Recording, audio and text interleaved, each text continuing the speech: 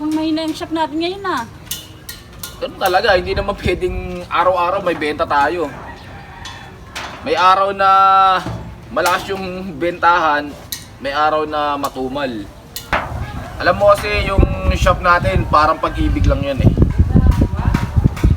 Kusang dumarating. Parang ikaw, kusang dumating sa akin. Oh, kinikilig ka Yes naman, ginigilig naman ako. Bakit mo kiligin? Bagay sa'yo. Alam mo ah, ang kailangan natin pera, kumita. Relax ka lang, may darating din dyan. Hindi naman pwedeng walang dumating sa Boss Goyo. Love, maniningil muna ako ng mga patay ako sa ending ha. O sige, sige. Maiwan muna kita. O sige, ako muna dito sa shop, ha? Oh, sige. Okay, okay. Muna ako ha. O sige. Ingat ka, baka manlalaki ka lang. Naku, hindi ah. Goyo, pwede ba ako may benta sa'yo? Ano yan? Pamana sa akin ng lolo ko eh. Damit, pamana sa akin ng lolo ko. Tangina, may mga suka pa to ah. Saan galing? Panahon pa ng gera yan eh. Gera? Kaya pala may mga butas oh. Sa lolo mo ba to? Oh. Saan ka ba nakatira?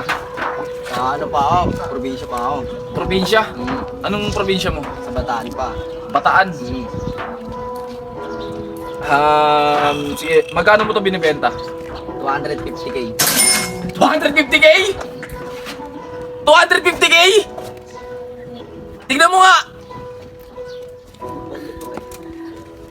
Tangina. Sige, bigyan mo ako ng dahilan bakit ibibenta mo sa akin ng 250k ito. Kasi matagal na yung Boss Goyo. May ano na, sentimental value na yung Boss Goyo. Sentimental value. Nagulat ako dun sa presyo mong 250k. Gusto ko sana tumawag ng expert dito. Yung expert kasi sa mga damit. Wala siya. Ukay-ukay lang to eh. Alam mo, hindi mo mabibenta sa akin ng 250k ito. Panalo naman yung Boss Goyo. Paano mo nasabing panalo? Quality naman yan pag binenta ko. Quality? Parang Uratex. 100% cotton. Tapos pinapalabas mo sa akin na galing to sa gera. Diba? Oo, meron kasing mga gano'n na senaryo. Ha? Kaya dito sa damit ng lolo mo, hindi ko alam kung magkano ipipresyo ko dito. Wala ka kasing proof o katunayan na galing sa gera to. Kahit sana may picture sila. Nung panahon ng gera, may cellphone na naman, di ba? Walkie-talkie. Magkano last price? 250k. Di ko talaga kaya. Alam mo kasi sa totoo lang, pag binili ko sa'yo ito, dagdag lang sa basahan sa bahay ito. Ilalagay ko to sa kulungan ng aso. Ang ipipresyo ko dito, 5 pesos pababa. Hindi ka kaya, Boss Goyo. Hindi, kung ayaw mo sa presyo ko, hindi ka naman pinipilit eh.